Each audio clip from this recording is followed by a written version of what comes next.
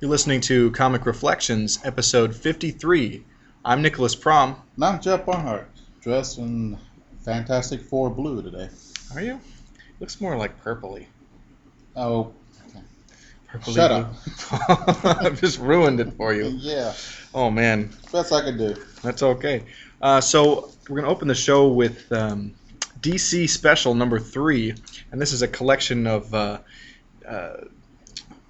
it's all female-oriented stories. So, Yeah, it's interesting. We got the Cheetah's Thought Prisoners. It's Golden Age. it is a Golden Age story, but it was never printed until this issue. Wonder why. I don't know. It's a strange story. It's just some things are produced and then unused. Yeah, if I was thinking if this was done today, it'd be a 10-issue storyline. It's a pretty complicated story. Yeah, and it's can we dare explain it? I don't know. Well, let's try. The cheetah is on the Amazons are keeping the chick who is the cheetah. Oh, I can't remember her name. It's terrible of me, but she's a prisoner on like an island to be reformed or something like that, and she escapes or something. Priscilla Rich. That's right, Priscilla Rich. Yeah. Oh yeah, this is sorry, I should back up. This is written by William Moulton Marston, the creator of Wonder Woman, and with art by H.G. Peter, who was the Golden Age artist. Really bizarre choice for art. The artist's style is really weird.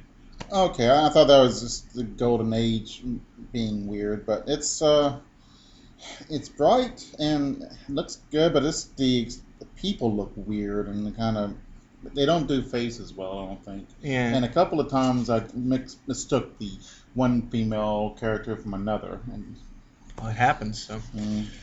So, but yeah, what is it? Priscilla Rich. There's some weird device or something that.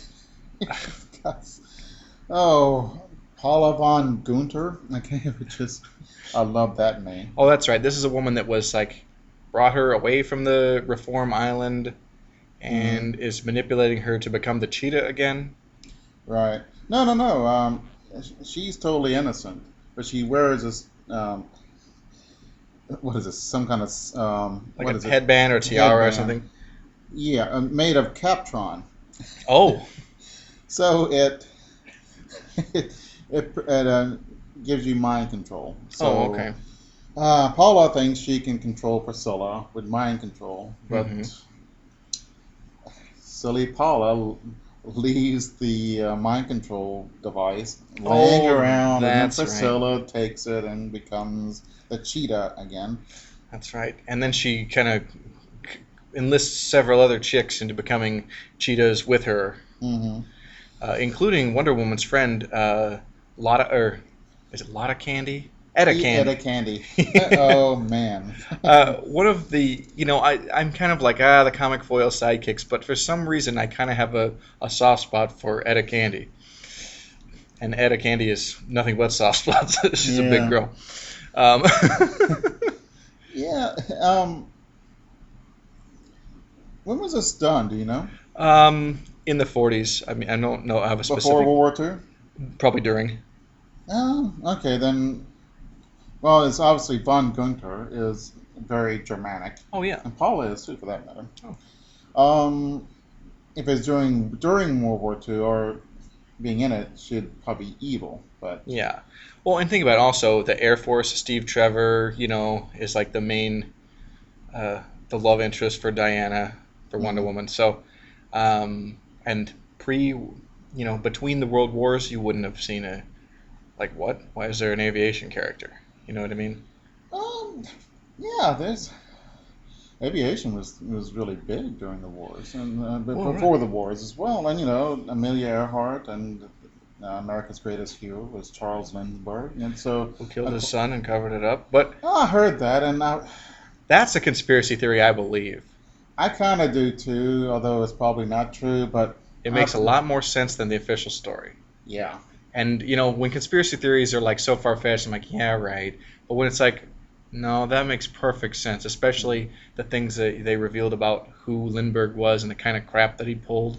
Yeah, a really nasty practical joker, like putting snakes in people's beds, and Right. really afraid of snakes, and Yeah. yikes! And But the whole bit of crawling through the window to like pretend kidnap the baby and then accidentally drop him when the ladder broke, and then blaming it on like the foreign gardener or whatever. well, he wasn't a guy; he was just a Handyman, carpenter. yeah. But and coming up with the whole ransom story, and then finding the child so close to the Lindbergh property. Hmm. It's a little too pat to say, oh yeah, it was the handyman, Yeah. The and he had no motive, other than the faux kidnapping.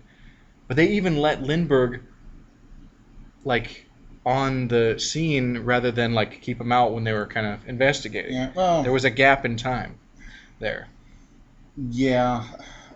And the police detection wasn't as strict as Well, now. right, because Lindbergh, the American hero, oh, Mhm. they're gonna kind of be lax there. But And supposedly he faked a kidnapping before by putting him in the laundry basket. And, yeah, so- all those signs those are just big red flags that point to Lindy like not being on the up and up of that story. yeah. Normally, I love conspiracies. Normally, I don't believe them because I'm a big believer in Occam's razor. Yeah, And I think Occam's razor cuts a different way this time. yeah, I think where the razor leans on the truth of that conspiracy. So, but anyway, the Wonder Woman story. Yeah, okay, that was a nice segue. Oh yeah, Interestingly drawn. Lots of girls being tied up. yep, and it's every page, folks. Every page, somebody is bound. Just about as someone's bound Grabbed by the or, foot. or restrained or something. Yeah. Mhm. Um, Yeah, it's interesting. So Priscilla, as Cheetah Girl, gets her gang of women and steals stuff and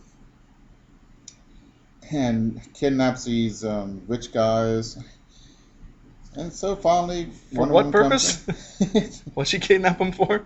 For money, I guess. Okay. I mean, because this story just didn't make a lot of sense to me, and maybe that's why they kind of like rejected it for publication originally. Yeah, and I don't know how the mind control thing shrunk Wonder Woman. Yeah, that was really weird. That's so just a weird plot device out of the left field.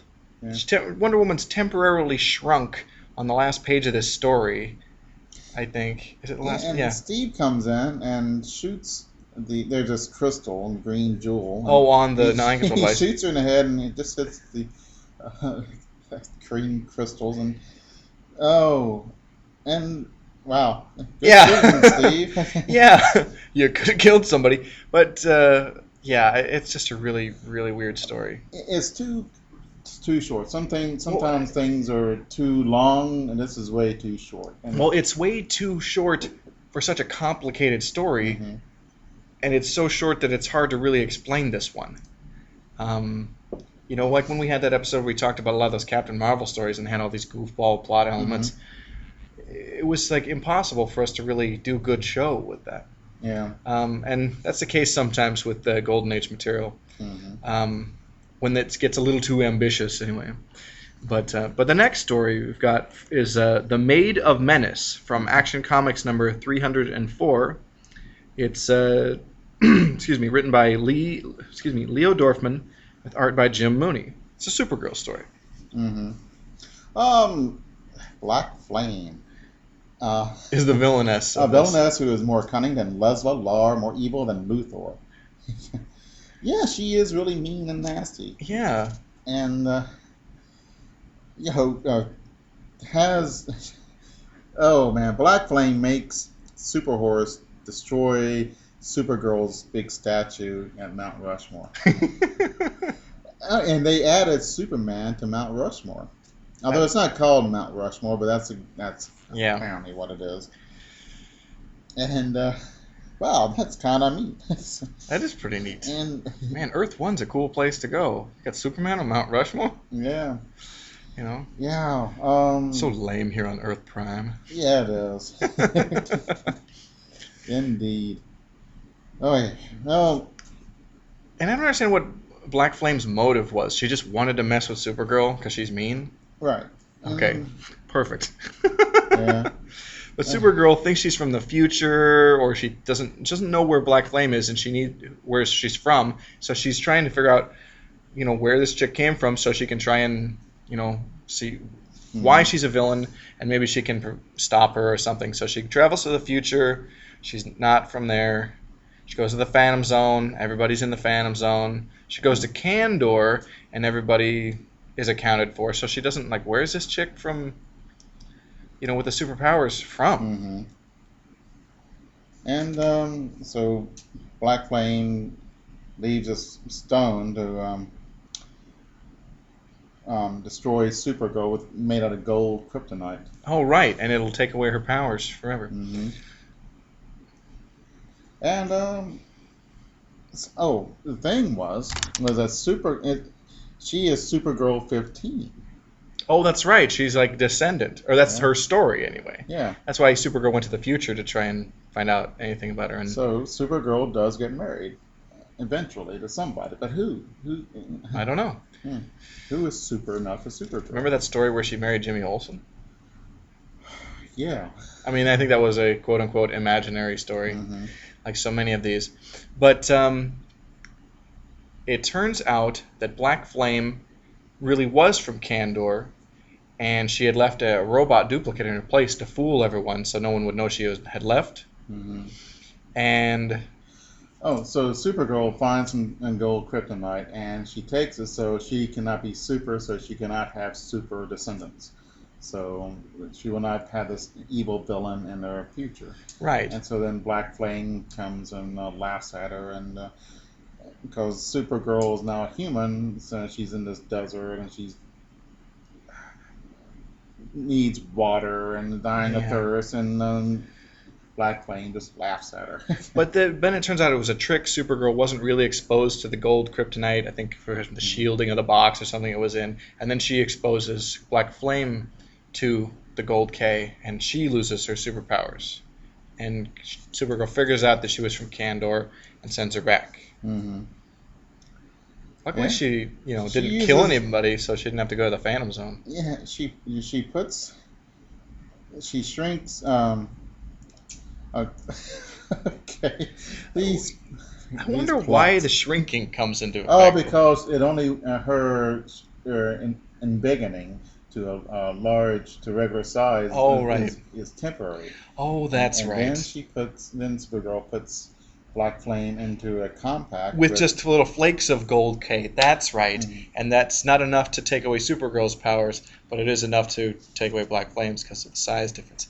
That's right. It's all coming back to me now. And all this ridiculousness. I enjoyed the villainousness of Black Flame. She's really.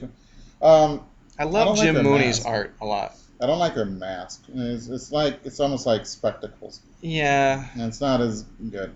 Yeah. So our next story. This is another Golden Age story that wasn't printed until this issue. It just kind of sat unused. And it's just okay. I really like the art, though. It is it's the Black Canary in Special Delivery, Death. It's written by Robert Conagher, with art by Carmine Infantino and Bernie Sachs. That's pretty good. Black Canary, for some reason, for somebody who wears fishnet stockings, she's the most classiest of the female superheroes, I think. Yeah. And that's kind of odd. You think fishnet stocking is instantly low class, but she makes it work. Zatanna does too. Okay. I like Zatanna a lot. She's one of my favorites. Can't remember her very well. So she's the daughter of Zatara, the magician, and she's got the top hat and tuxedo theme kind of thing going. So. But what's going on with this story? This is, of course, the Black Canary of Earth 2, Golden Age. Yeah, meh story. But, is it her friend who spoke? And Larry Lance, the private eye, is supposed to deliver this letter. And it's, Well, she would marry Larry Lance. Oh, she would? And then be widowed, but yeah. Well, yeah. But God. So I can't remember. Is it an extortion thing? Is it a protection thing? yeah, they stole all this money and they put it in this one guy's safe, and he takes the he get I don't know, it gives the money to Larry Lance to get it to safety. So Okay. he's messing over his compatriots in crime, and Well, Larry So Lance they- isn't the criminal in this, but no, he's but he's yeah okay. But people are trying to use him, and I think that's it. Mhm. So So the I don't know. It's so Black Canary figures it out and saves the day. And, I really do enjoy the art. Infantino's Golden Age stuff is a lot different than his later work. It's Mhm. really nice. I mean, both periods I appreciate him a lot, but this nice his hit- shadowing. oh yeah, and that's probably more Bernie Sachs doing the inks, but really nice art. It's interesting, but it's before Infantino developed his own very distinctive style, but it's still really enjoyable. I like it. I like it. I enjoyed all these. The plot's not great, but it's pretty to look at. Yeah, and it's fun, and it's Mhm. cool to see, a strong female character, kicking butt, Mhm. so Yeah, That's I pretty think that cool, she too. they keep their secret identities to themselves. yeah. I always enjoyed how, And the even Black- their boyfriends. yeah, I like how the Black Canary, she puts on a wig instead of a mask, Uh-huh. and that's like the thing. That's Right. kind of cool. I know it works on me. I'm constantly surprised. A student will change their hairstyle, and I don't recognize them at all. Oh. So the Superman putting his glasses on, yeah, it's kind of hokey because we know it, but Wow. But see, that would be an interesting experiment yeah. to see if people could put on glasses and comb their hair just a different, and see how many people would recognize them. It's true. So, I think it's hiding in plain sight. Clark kind of slouches and Mhm. seems bumbling and wears his hair differently and wears the glasses. And then Superman stands upright, got the spit curl, no glasses, and is just gallant and brave. Mhm. It's differences in appearances and personality that it works Mhm. well enough, I guess, for a comic anyway. Yeah, mhm. So the next story we have is The Girl in the Golden Flower. Now this is a reprint from Strange Adventures number 18, and it's written by Gardner Fox with art by Alex Toth and Cy Berry, Hmm. which is Alex Toth is nice. I like his art. Oh yeah, the reds and are just amazing. I Yeah. mean, just the colors and Yeah. really well drawn. And that's the thing we don't see. Colorists aren't really credited until like modern age comics. Mhm. I don't think. I could be wrong, Yeah. but I mean, you don't see a lot of it in Silver Age stuff. You just Mhm. don't.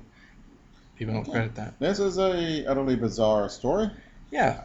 A guy finds his flower and he puts it into his It's garden. yeah, it's a little apartment and Like a window box. Yeah, window box. And he starts having these dreams of this beautiful girl in this alien landscape.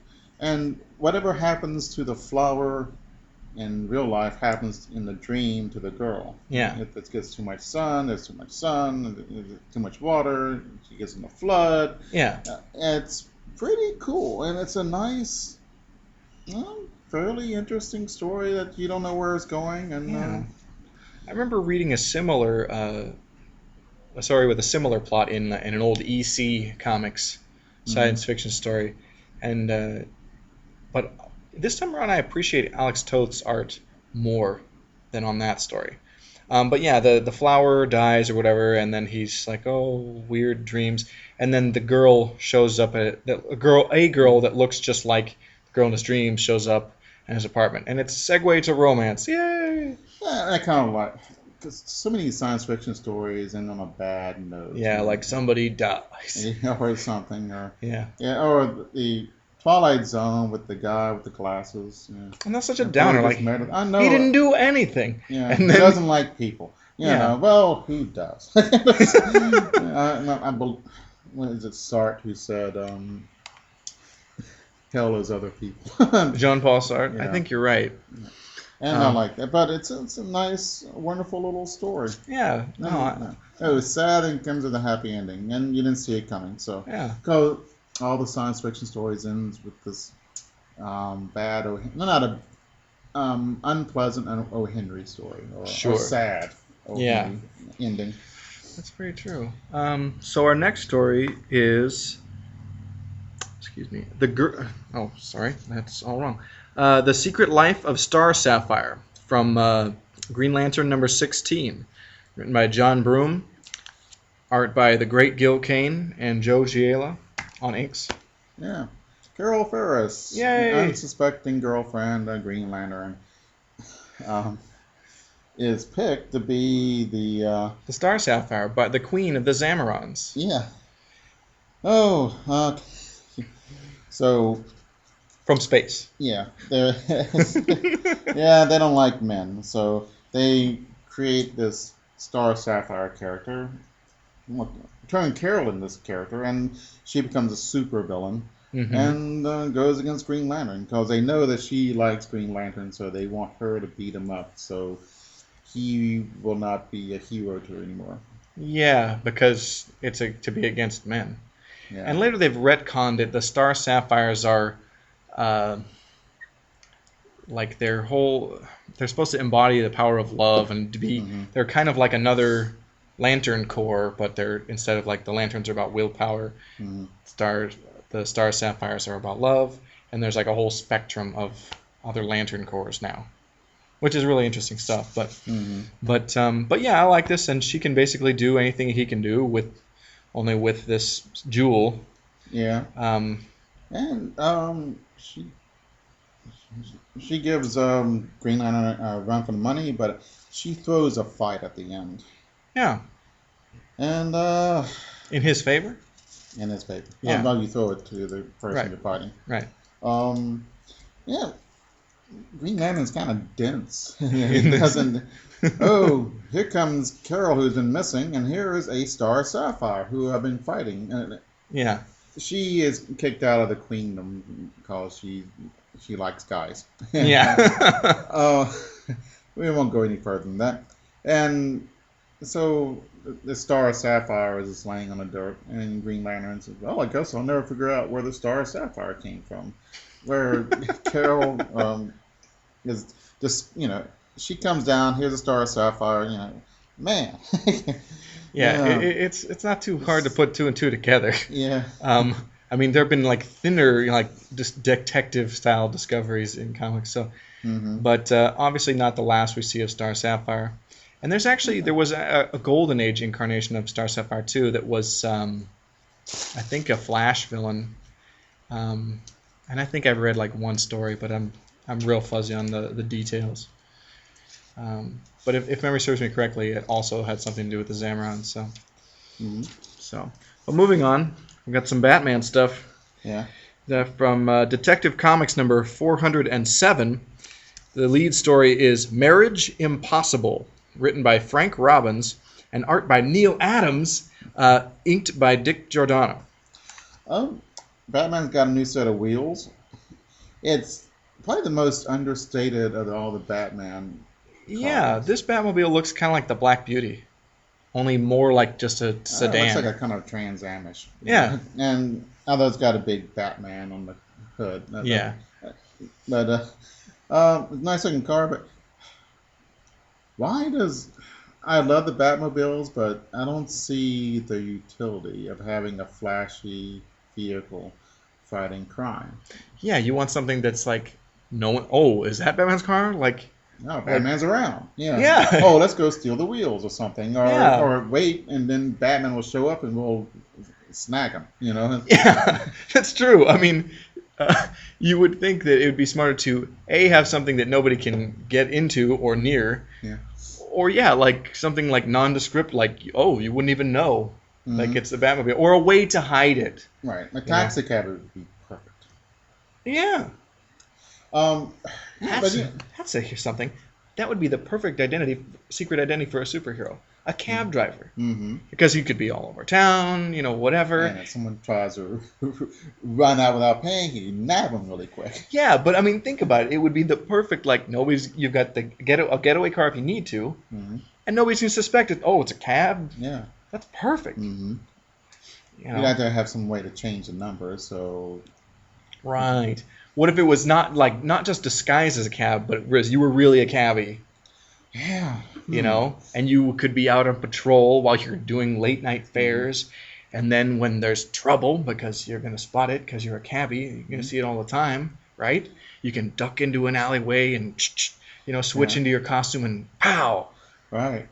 Man, what a great idea. Or you could just blacken the windows and do it in the front seat. Yeah. So, Yeah. and who would say, no one would say boo. If you drive downtown your car, a regular citizen goes downtown, man, you're kind of tied to it. Oh, I got to pick it up in a little bit. Oh, I got to find a parking place. Oh, I got an hour before it tunk. Yeah. And, I know the Batmobile, you can probably park anywhere, but as tied as we are to our cars, Yeah. I mean, their cars are replaceable. Yeah. And I think having a car, it makes a lot more sense than just swinging around on a rope like you see like Moon Knight or Daredevil with. I'm like, really? Do I really want to go swinging around on a rope all the time? Having a car or a motorcycle. I would like to do that a little bit, though. That'd be fun. Yeah. I'm too scared to do that. But I mean, it's when you bust into the factory that only makes bad guy stuff. You swing from the chandelier or their balcony or whatever. Mm-hmm. That's the time to swing down on the rope like Errol Flynn. Not necessarily from building to building. Unless whatever. No, Spotty's got an excuse. Well, right, he's got the webs. But here's another one. Unless the building you're on top of is on fire, why do you need to jump from rooftop to rooftop? Yeah. So. During the 70s, there was all these detective shows, and it had to make it different. There was one, the wheelchair detective, the sloppy detective, which is Columbo. Wheelchair detective was Ironsides, man. Yeah, Ironside. And there was Harry O, the detective without a car. So he had to take the bus everywhere. Or a cab. I am not lying. David Johansen, I think it was. Really? Yeah, that was pretty cool. So Rockford was the detective without a gun because he was an ex-con. He couldn't carry. Oh, really? Mm-hmm. Oh. So, but that's pretty cool. Right on. Yeah. All right. So in this Batman story, he busts in on the wedding of the Man-Bat. Marriage impossible. Yeah. Dr. Kirk Langstrom is about to marry his fiancée, Francine, and Batman's trying to stop it. Why? Because he's a busybody. Yeah. He says, if I make the wrong word or gesture, it could trigger his twisted animal mind to violence, or even worse. What's worse than violence? Cheating at cards? I mean, really. Yeah. But yeah, he goes and he to the wedding and rips a mask that the Man-Bat is wearing. Surprise, he's the Man-Bat. Mm-hmm. And then he fights Batman. Yeah. He's got a nice looking girl. This is the penultimate It's kind of comic book girl. Yeah. She supports him even though he looks awful, like Yeah. a Man-Bat. Yeah. And Man-Bat's angry at Batman because he's not bat enough. Yeah. I'm the true Man-Bat. Well, and Man-Bat doesn't want to be human. He thinks it's more rad to be this man creature, this bat creature. Yeah. And he's gonna turn Francine into a bat creature, and I think does. She does. And she's wearing a mask, and so that's the problem with mask. I mean, they gotta fit over a face that looks similar. Yeah. And if you got this big bat head, it's not going to work. Right. But I also see all these rubber masks that people wear as a disguise. And as soon as you move your features or anything, you know something's up. But remember the old Mission Impossible show where they would, it would just be the other person, and then when it's the reveal, they pull off the thing, and it was wow, what a perfect disguise. Mm-hmm. They find a cathedral with bells and all that, so it's pretty neat. Yeah, and Neil Adams is in top form here. Really great art. Yeah, not a bad story. And Batman saves the day.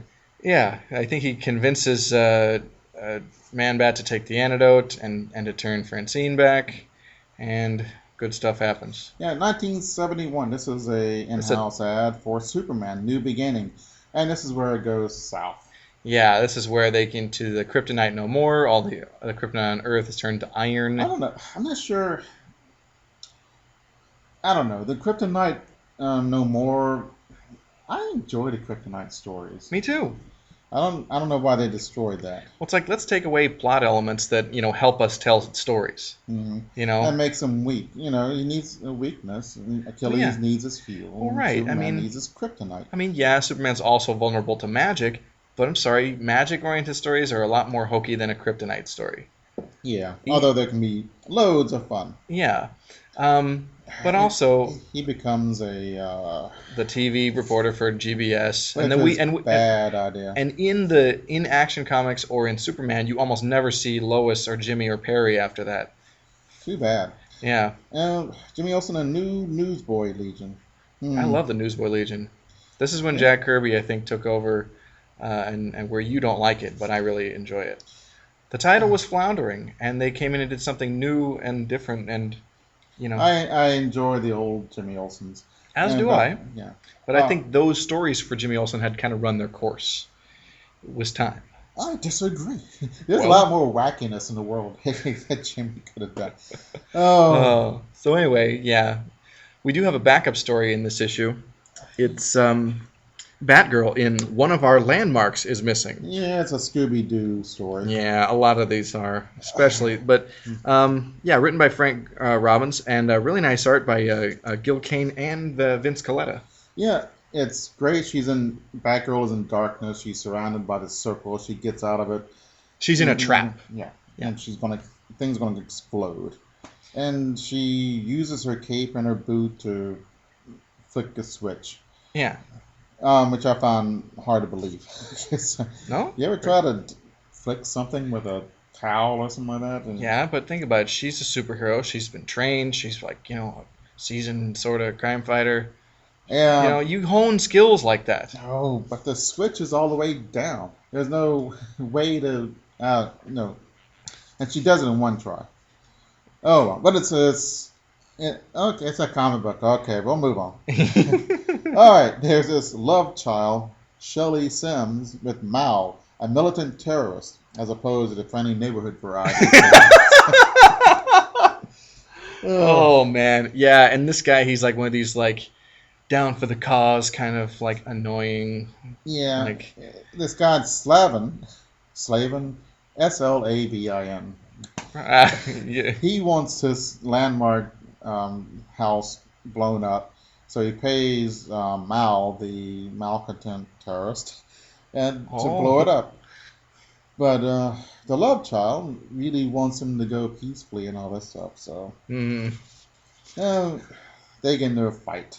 And Batgirl and Mal get in a fight. Yeah, and the love child gets in a fight too. Yeah. So, and she gets the love child gets wounded, but she lives. So at the very end, she's carrying the sign of the demonstration. Batgirl is groovy, but the establishment is square. Wow. Yeah. Okay. Yeah, it's kind of preachy and in not a good way. It's like, what was the point of this? Just to like have stereotypes? Seemed kind of crap. Yeah, and here, whoa, Raggy, another Scooby-Doo story. Yeah. So the next issue we've got is Detective Comics number 413. It's Freak Out at Phantom Hollow, written by Frank Robbins, and art by Bob Brown and Dick Giordano. And yeah, this is totally, first of all, another hippie stereotype, like talking about the period, story, and it's totally Scooby-Doo. Yeah. So. and totally. We're not exaggerating. And Scooby-Doo is running on television at the time, so that's something to think about too. Freak out! What a great word or phrase. Never used unless it's in a Austin Powers movie. Okay. So Batman has gone upstate with his new snazzy car, and he's stopped by this policeman, Captain Bill Wilcox. And Okay. He used to work with Gotham, but asked Commissioner Gordon how to get in touch with Batman, and gets hold of him. So Phantom Hollow, great name for a place, Mm-hmm. is this little town that's cursed by this witch. Yeah. So they had two hippie guys, and The only two in town. yeah, and they're snagged by these rowdy boys, and they cut their hair off with pruning shears. Yeah. Oh, yeah, What do they call them? Like hairy freaks or something like right. that. Mm-hmm. That'll teach them. Yeah. Yeah, but After we clip them, they will be out of sight. Oh, so the hippie boys blow up some stuff with cherry bombs, but it blows up real good, and Yeah. then it explodes a jailhouse. And oh, oh, so Batman arrives and checks it out, and he gets all these people who are who could be the bad guys. No, suspects. suspects. That's the word. Possible bad guys. Yeah, I think they're all bad guys because they don't appreciate hippiedom. Yeah. Actually, anti-hippie things make me happy. I know they do. Oh, I mean, I know hippies. I like a lot of them, but yeah. Yeah. And But there was a culture clash, and it makes sense I that was super pro hippie. I wanted to be one, and then went to a communist. And never mind. So, okay. okay, the school marm. Yeah. Batman actually uses that word. He's trying to say the hippie guys, and looks like the hippie guys are guilty because they were actually blowing up stuff. Yeah. But it turns out it was this big, goofy. The village idiot who isn't Village really idiot. an idiot. Mm-hmm. He's very Lenny from Mice and Men. Yeah, but he's also he's the son. He's a The descendant of the witch. Of the witch. And he wants to avenge her by blowing up the town and stuff. Mhm. And so when those kids set off the cherry bombs, it just activated his bigger bomb. Right. He knew he could get around town because he knew all the nooks and Crannies. crannies. Plus everybody thinks, and plus no one would suspect him because everyone thinks he's retarded. Mm-hmm. How would you Why would you want to keep up that ruse for your whole life, though? You'd have to be pretty devious, from the word go. There's classical allusion to it. Brutus, when Rome was ruled by a king, Tarquin Superbus, and Okay. he pretended to be stupid so Tarquin would not kill him. Oh. And then he raised a revolt and killed and drove him out of town. Oh, wow. So it's been done before. Okay. Oh, But yeah, Batman figures it out and beats up the big oaf. yeah, the witch was an unfortunate victim of yesterday's ignorance and superstition, as the two hippie guys are victims of today's ignorance and superstition. Oh, and then we should cue up not the laugh track, but the ma ma ma, the Yeah. happy music at the end. So yeah, another Batgirl backup story in this one. Squeeze play. Yes, Squeeze Play written by Frank Robbins and art by Don Heck. Yeah, a villainous wig maker. Oh yeah, yeah. Oh, and she makes these wigs that squeeze your brain and crushes it like an egg. It's just as ridiculous as it sounds, Yeah. if not more. And Batgirl has one on there. They don't say why she has a. I guess she just puts. I don't know, why does she have. I think wig this on? is part of a serialized thing, so this is the next part of something else. So they must have just got her at the end of the last, episode or story part with the wig, the killer wig. Mhm. She ditches the wig. Yeah, this is just strange. Yeah, and Batgirl figures it out and beats up the. Here's the thing: what's the motive behind having killer wigs? What are you going to how are you going to profit by that? She sends one to this one woman, and has this code, which Batgirl figures out where the address is. So she comes and she squeezes her brain till she tells her how to get the money out of her safe. Ah, okay. Yeah. That's right. Girls with short black hair are evil, apparently. Wow. But Batgirl, or Barbara, or as Babs, puts on a blonde wig, and neither her husband or Bruce like it. Well, she's not married. No, did I say married? You said her husband. Oh, her father. Excuse me. Sorry. Yeah. Oh, but I'm sorry. I know this. I was like, what? It's an imaginary story. Okay. Aren't they all? Yeah. That's what's so funny about the imaginary story thing. Yeah. So. They quote Shakespeare in a big long sonnet. Oh yeah.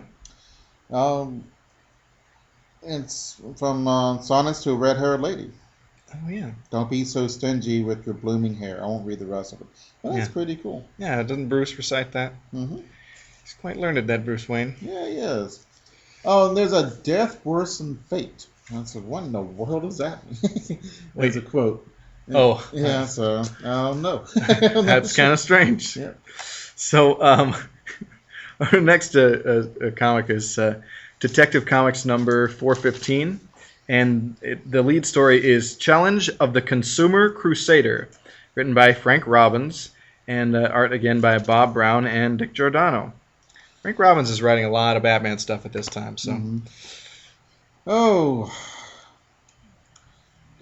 okay. There's this Crusader who at first, Consumer Crusader, who at first was like a Ralph Nader type. Ralph Nader, but it's not really Ralph Nader-ish. It's more like Consumer Reports. Yeah.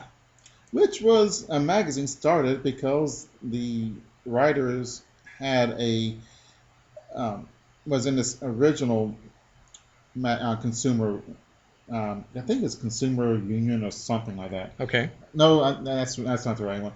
But they struck and then they went and made their own magazine, and you never hear about the other magazine, but it still exists. As in about 10 years ago, so they're still making it. It's kind of weird that you never hear about it. So does the same thing, but it's mainly because he's I guess Ralph Nader does this too, but Ralph Nader goes beyond consumer. Yeah.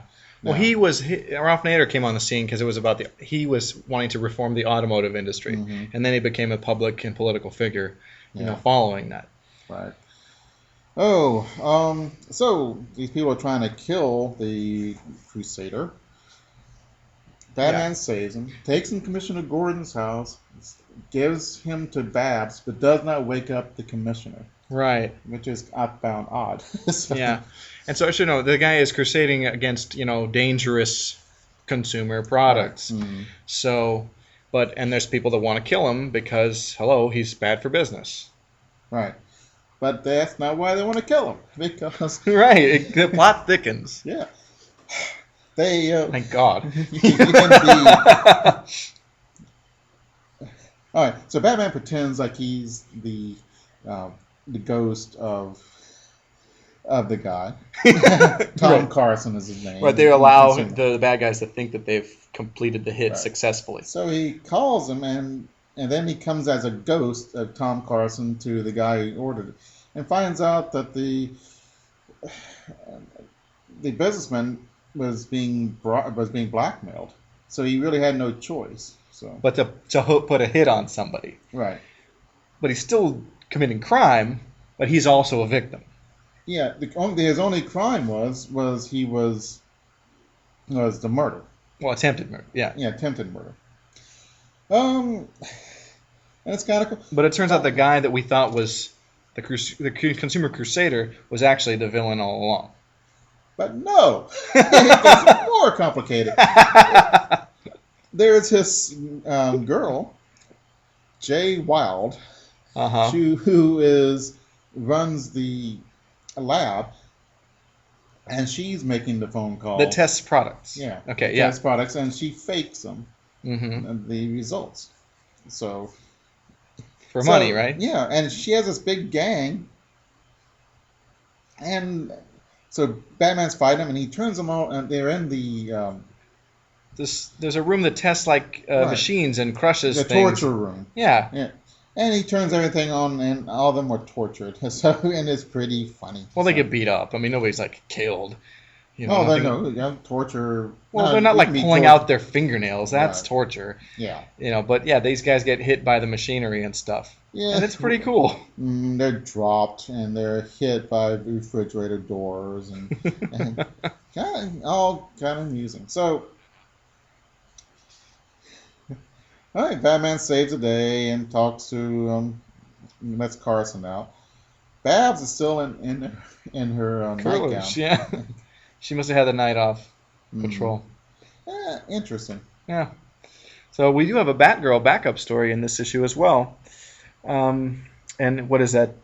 Death Shares the Spotlight Yes. by Frank Robbins and art by Don Heck. We come on the scene. I think this is just how this is done, or maybe because it looks like The splash story's panel. it's already started. Yeah. And It's we- either the second part of something, or I they're don't think it opening is. these, like the splash panel. They kind of like set up as like as an exciting point in the story, and then you kind I of go think on. that's what's happening. Okay. And it's really odd how they do that, but it works. For a backup story, sure. hmm Well, there's this couple, Liz and Robbie Marlowe, which is Tiz and Robbie Marlowe, which is really Liz and Richard Burton. Right. And they get shot by this jealous guy. So let's see. Babs has his boyfriend. So was Richard Burton the one that Liz Taylor married twice? May have been. Was that the guy that she married, divorced, and then remarried like I think after so. she married somebody else? Mhm. Okay. Go Is ahead. she still living, or she just She died. She died like Okay. last year or the year Mhm. before, I think. not a huge fan, but she's been in some great movies. Sure. So her boyfriend, Jason. Oh, figures out- Jason Bard. That's right. He's the boyfriend of Batgirl. Of Barbara. Barbara's boyfriend. and she's still. And here's another superhero female who keeps her secret identity secret even from her loved one.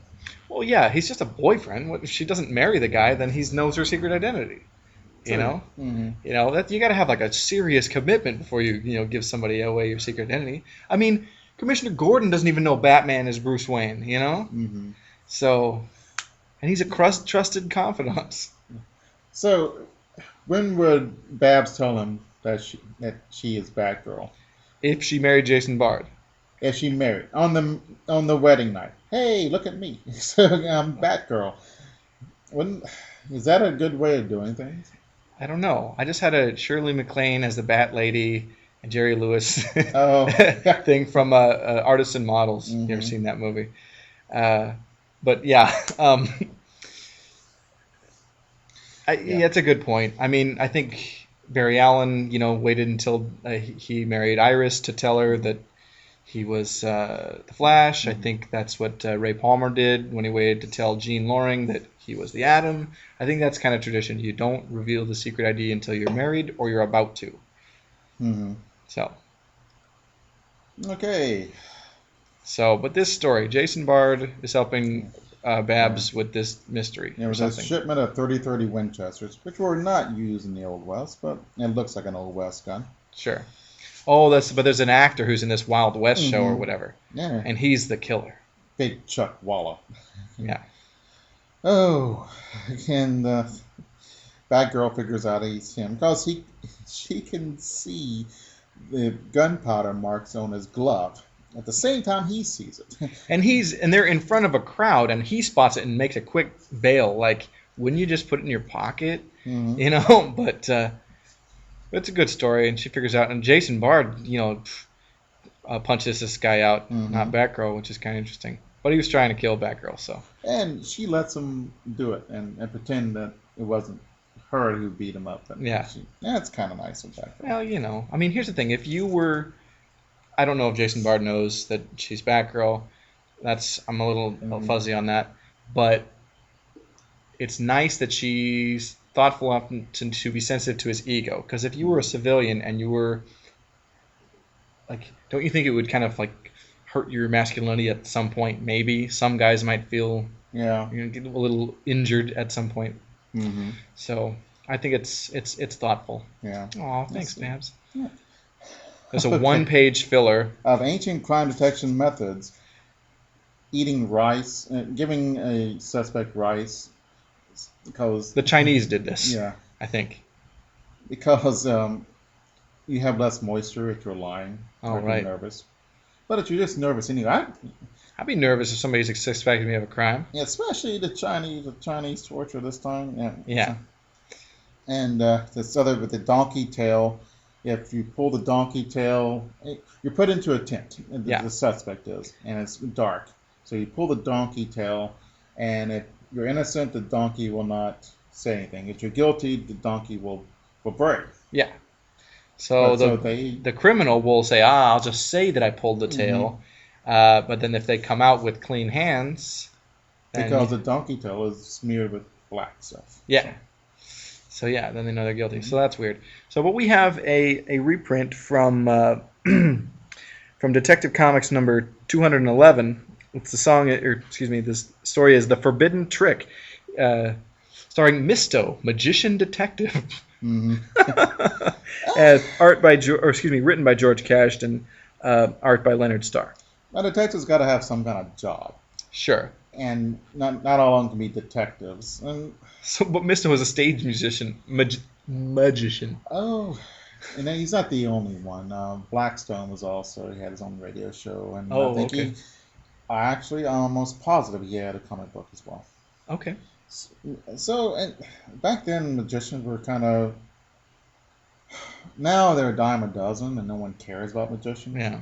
But back then, it's pretty cool, and I don't know, Houdini. I'm a big fan of Houdini, and he was like the most popular performer of his day. Sure.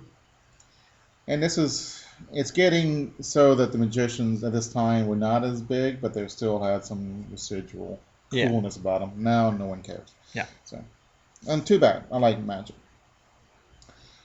Oh, there's a forbidden trick with this ancient Egyptian urn, where it's an escape thing. So you escape from the urn, and there's this magician back in ancient Egypt, and the Pharaoh said, "Well, you can get out of this. I'll give you a tenth of my kingdom." Yeah. So he puts him in there, and the guy dies. Yeah, because Pharaoh didn't like him. He wanted him out of there because people thought this magician was awesome. Mm-hmm. So yeah, he was jealous. And Misto has this rival magician who's well, I'm going to show how much better I am than Misto. I'm going to perform this the urn escape. Yeah, his name is Jarko. Yeah, and he wears a turban. And with so, a goatee. yeah. Oh, and he challenges Misto, and it's In like a duel of magic, basically.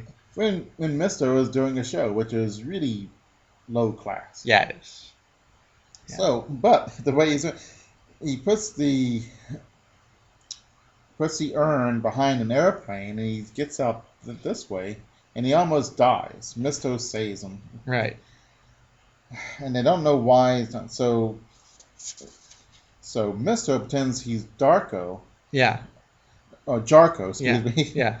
and performs, and he figures out that, and there's some kind of mist coming out, and they'll knock you It out. was like a gas in this ancient urn Mm-hmm.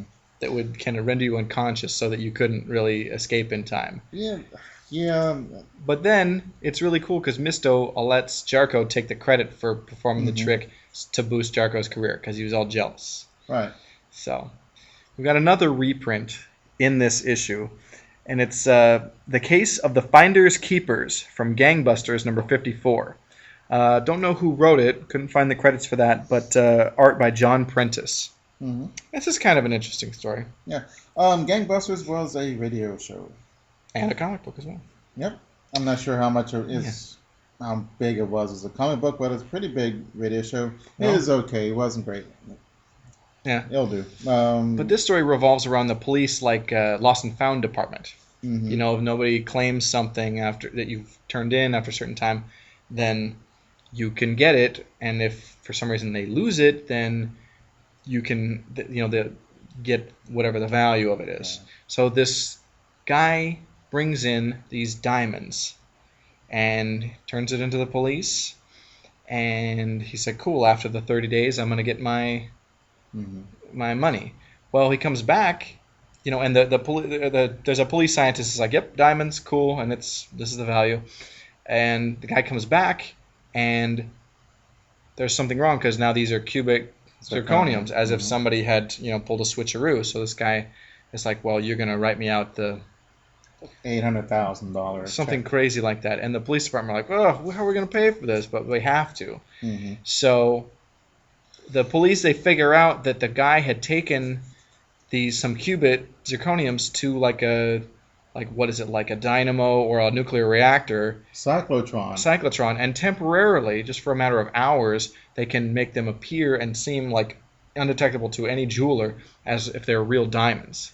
And so he had turned them in while they seemed like real diamonds, and the plan was to, just, pull a fake. Yeah, I didn't look this up to see. I don't know if that's true. actually true, but it seems like a smart plan if that were true. Right. Although he puts too many diamonds. If he had settled for a couple of diamonds worth $50,000, they wouldn't have been so upset. Well, right. It was an awful lot. So, and this will be a first on the show. This next issue, an issue comic from Charlton Comics, and hopefully we will have some more stuff from this publisher in the coming months. But this is Emergency #2, and this was a television series in the 70s about police, fire department paramedics. Right. And I remember watching it and enjoying it immensely as a kid. I've not seen it since. It's spun off from Adam 12. Yeah. And they're both produced by Jack Webb. That's right. Who was famous for trying to be very accurate. Yeah. And it's a cool show. I went in preparation for this episode. I did go back and I watched some episodes of Emergency, and it's a cool show. This story was written by Joe Gill, and the art is by Demetrio Sanchez Gomez, who did a lot of romance books for Charlton. And the story is The Big Squeeze. So Gage and DeSoto are these two firefighters. They're firefighters and paramedics. And they're coming off a long, long shift, like fighting a fire and, whatever. And what happens now? So they're going to have a cookout. Yeah. And this mean, nasty neighbor barges in. Yeah, and complains that he wants steak instead of hot dogs and hamburgers. And then these two steaks are leaving for the doctor and his nurse. Yeah. And he says, cook these. So they got to go grab some more steaks. And he doesn't like firemen. He thinks they're paid too much. Yeah. And worst guest ever. Oh, yeah, this guy's awful. But then he chokes on the steak, and then, they have to perform the Heimlich on this guy. Yeah, which is probably one of the first times it's been used in popular culture, because Heimlich maneuver is kind of an 80s thing. It got really big. Yeah. And also another thing is Jaws of Life, which was got really big in the 80s. So this is cutting edge stuff. Yeah. But then the guy turns out to be, he turns around, he's going to sue the Gage and DeSoto for, he's got nerve damage or something. Mm-hmm. He's partially paralyzed or some junk. So meanwhile, they're trying to figure out what they're going to do about this lawsuit. They go out on a case, and some kids are trapped in what is this, like a water, like a sewer drain. Drainage tunnel. And they use the Jaws of Life, and it's all. Now that very thing happened to my uncle when he was a kid living in California, and he almost was killed. Wow. So it is a thing. This is a real kind of thing that happened. But yeah, Gage and DeSoto, they rescue the kid, and that's good.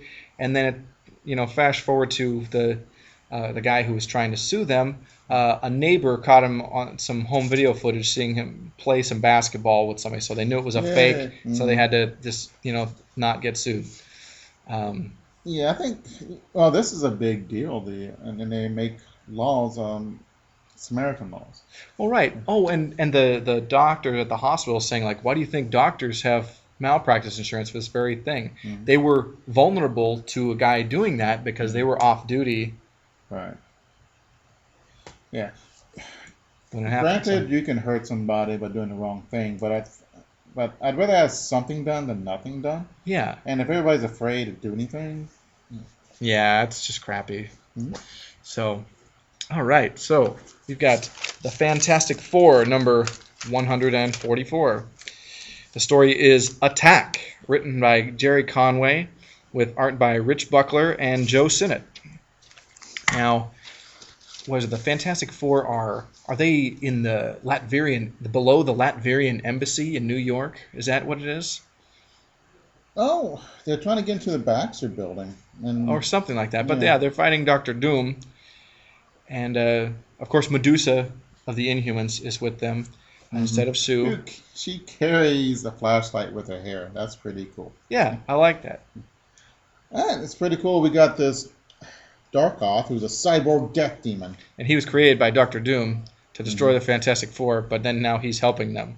Yeah, because he's ticked off that Doctor Doom is using him Yeah. for nefarious Yeah. deeds. So as the Fantastic Four are trying to make their way to Doctor Doom to fight him, this other monster robot guy comes in. What's this guy's name?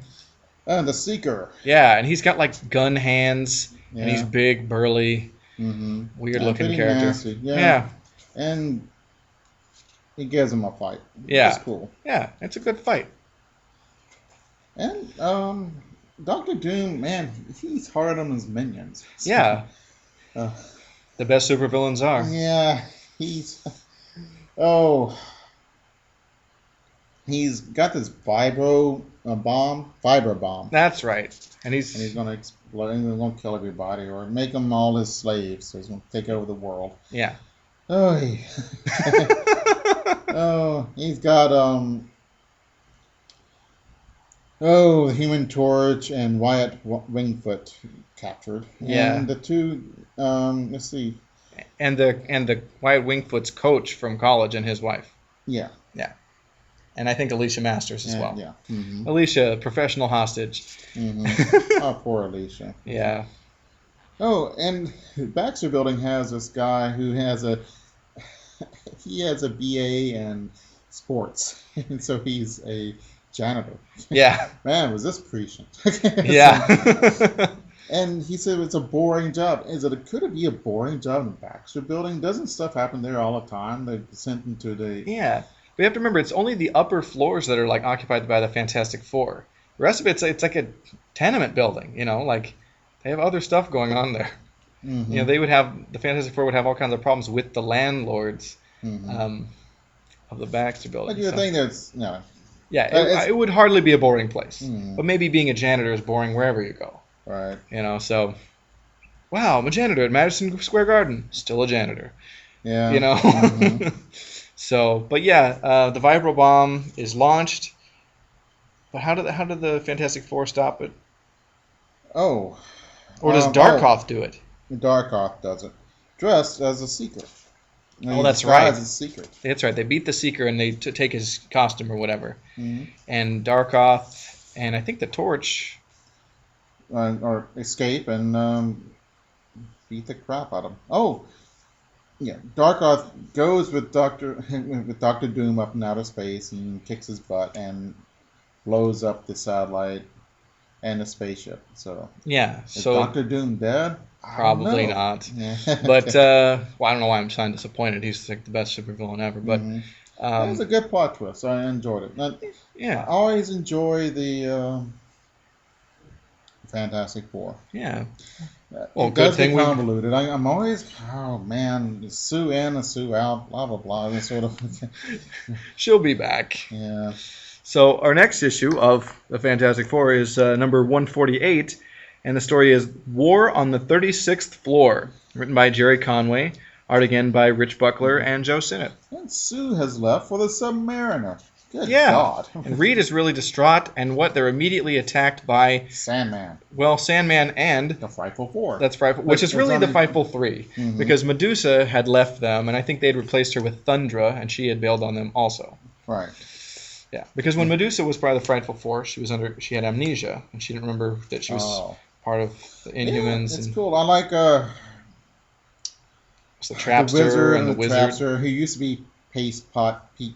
Yeah, it's funny though. The Wizard and the Trapster were both Human Torch solo villains, and then they recruited Sandman and Madame Medusa, and they started the Frightful Four. Mm-hmm. So. Oh, pretty good. Wizard is cool, but the other guys, Sandman, Paste Pot Pete is kind of meh. But he does okay against the Torch, but yeah, they needed a little bit more superhero-y. More like formidable superpowers is kind of what they're lacking. So, I like the Wizard. He's pretty awesome. I like his costume. He looks cool. Yeah, he looks... Yeah, it's not bad. It's not bad at all. It's got this big, huge head, which is kind of... It's to make him look taller, because he's not really tall. and to make him look smart, because big heads mean big brains. Well, he is smart. Mm-hmm. So he's got powers and he can fly and not. Yeah. Well, but they're all the powers are all costume though. Mm-hmm. So. Oh, it's pretty. Yeah, Sandman's cool. Paste Pot Pete's kind of weak. Yeah. But I love super villain groups. They're great. Yeah, and I enjoy the Frightful Four for what they are. The Trapster is always to play down like that he's a joke. Oh, it used to be called Paste Pot Pete. Nice glue gun there, buddy. Mm-hmm. But they tried later to expand it out to he's more, it's setting traps and he's got a little more to do than shoot glue at people. Isn't that enough? I would. You would think. Well, he's a real devastating menace at the crafts fair. Yeah. Yeah. So, but the Sandman is really cool. He's a real powerhouse, and it's cool to see him fight the Thing. And he gives the Thing a run for the money. Yeah. And that's important. You have to have villains who are strong enough to... Well, right. You can't have the Fantastic Four fighting litterbugs and jaywalkers. Yeah, and that's why they created Galactus. And that's what's wrong with Star Wars prequels, is that the minions are so weak and laughable that they're not going to win. The Roger robots are not going to do anything bad. Well, right. Villain's got to be like, there has to be like, man, it's got to be cutting it close. It's got to be like, man, it really takes not just our power, but our ingenuity to defeat this serious menace. And, minions are There's a reason it's called the Phantom Menace. Right, There's none. Right. But they can't be too weak. They got to be weak enough that the guys can beat them, the good guys can beat them up. But then they're laughable.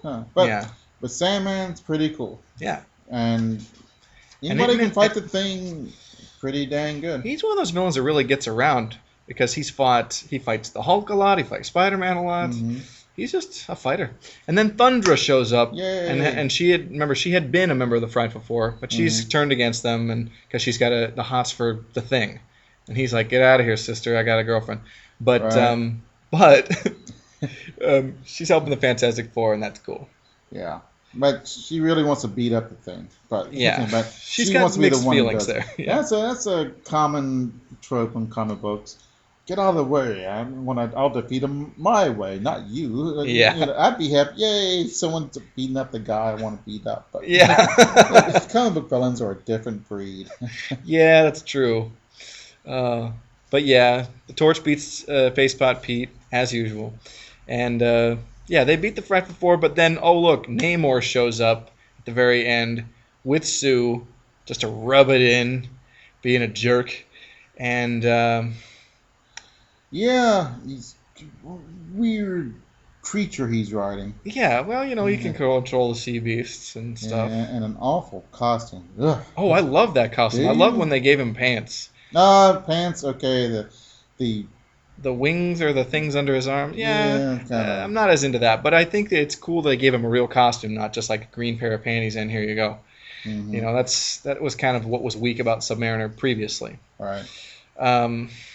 But yeah, next we have Fantastic Four number 162. The story is The Shape of Things to Come. Yeah. Written by Roy Thomas, art again by Rich Buckler and Joe Sinnott. Oh, a nice little pun on Thing. And it's kind of from the movie. An homage to H.G. Wells and stuff. Mm-hmm. So this is kind of confusing. This whole story, Oh, there's man. parallel Earths and stuff, and on one Earth, Reed Richards is the thing, and there's like multiple. There's two different sets of Fantastic Fours, and Archon the Magnificent is trying to start like nuclear war between three worlds to harness that nuclear energy to power his own planet. Yeah.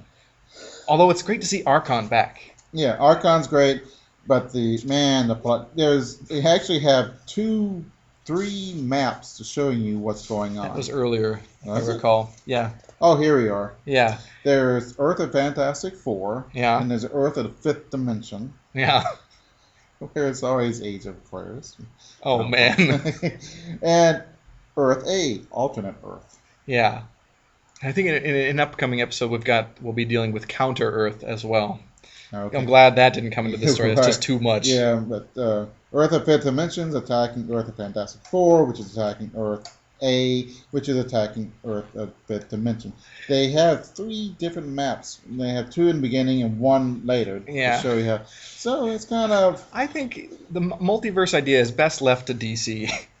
Marvel, let's just stick with one planet. Yeah, I don't know. Or one planet Earth, anyway. But it's kind of cool that the thing on One of those alternate Earths Earth is Reed Richards. Yeah.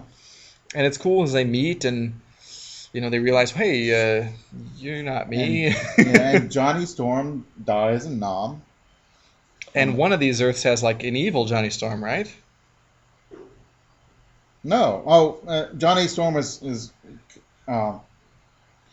fighting against one of the Earths because they're being attacked. So Johnny Wasn't he invades. leading Atlanteans Uh, against Oh. against Archon's forces? I think it's Yeah. complicated, Yeah, it's as all complicated. crap. Yeah. I knew you were That's going to be flustered by this issue. Oh. I was like, oh man, this is cool, but I mean, it's I so can- weird. I can follow it. I just cannot explain it. Right.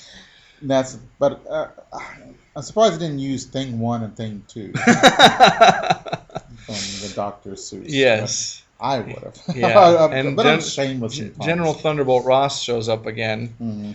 and Oh. he's still a jerk. Yeah, not a fun jerk. It's one of my least favorite characters. They could have done a cool Patton. They're trying to do Patton, but he's kind of just really mean instead of forceful. Yeah, his whole thing is, oh, I want to destroy the Hulk. Yeah. And it's so funny because, I kind of stepped away from, new comics for a period, and then this Red Hulk came around, and I'm like, oh, the Hulk's red now? Turned out it's a different Hulk altogether from the Bruce Banner Hulk. It's Thunderbolt Ross is the Red Hulk. Oh.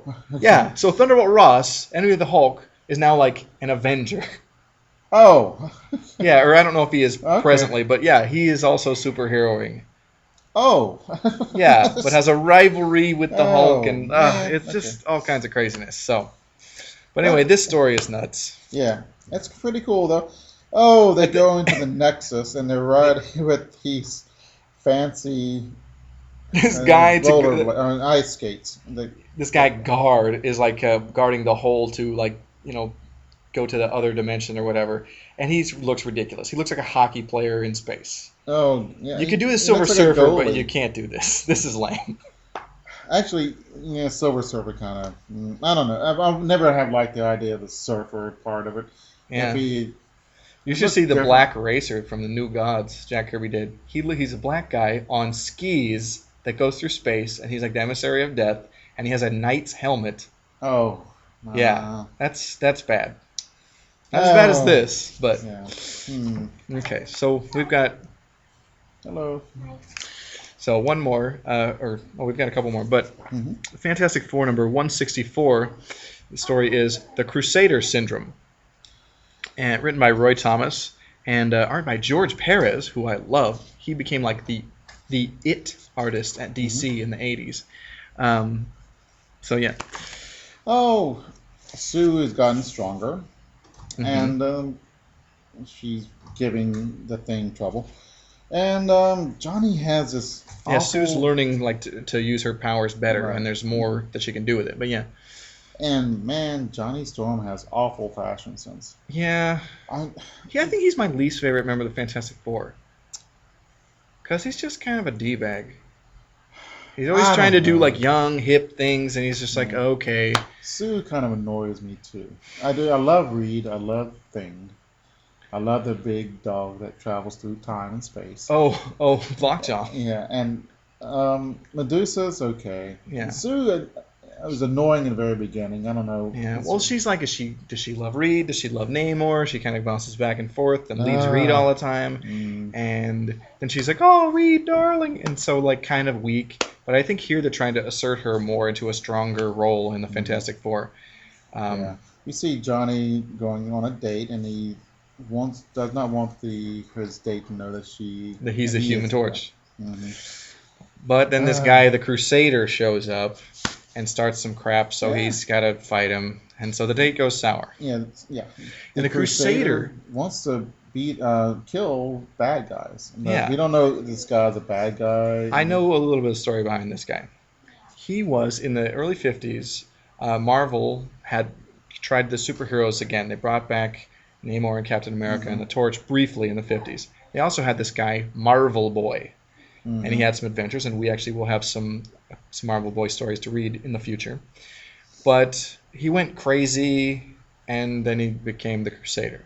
He went crazy and kind of disappeared and resurfaced as the Crusader.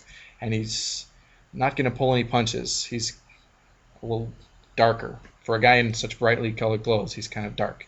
I don't know. Yeah. Okay. And so they fight him, and he disappears or something. It's weird. So we have Twinkie Alert, and we have a superhero who eats Twinkies, or the hostess fruit pies. Yeah. The Hulk. And the Twins of Evil. He's fighting not only the Abomination, but the Wendigo. And these are both villains used in the comics, which is nice. Right. I've always liked the Abomination. Yeah, he's rad. Yeah. It's pretty cool. So, yeah. But the Hulk doesn't eat a fruit pie, does he? Yes, he does. Oh, yeah, he does. Okay. They must have he gets his strength back, and now he's going to go beat up his bad guys. The Hulk gamma rays infused with the sugar high to fight supervillainy. Mm-hmm. Cool. Yeah. All right. Our last issue for this episode is Fantastic Four number 170. And the story is A Sky Full of Fear. Written by Roy Thomas. Art again by George Perez and Joe Sinnott. Oh, so we have Ben Grimm, who is not the Thing. When he sees the Thing, gets really mad, and Reed tells him, "Hey, it's your exoskeleton." Yeah, Ben has lost his powers, and Reed's built him this exoskeleton. In the previous issue, Reed had hired Luke Cage, Hero for Hire, to fill in for Ben temporarily, and Ben got all mad, and that was that issue. I'd read that before. Oh, okay.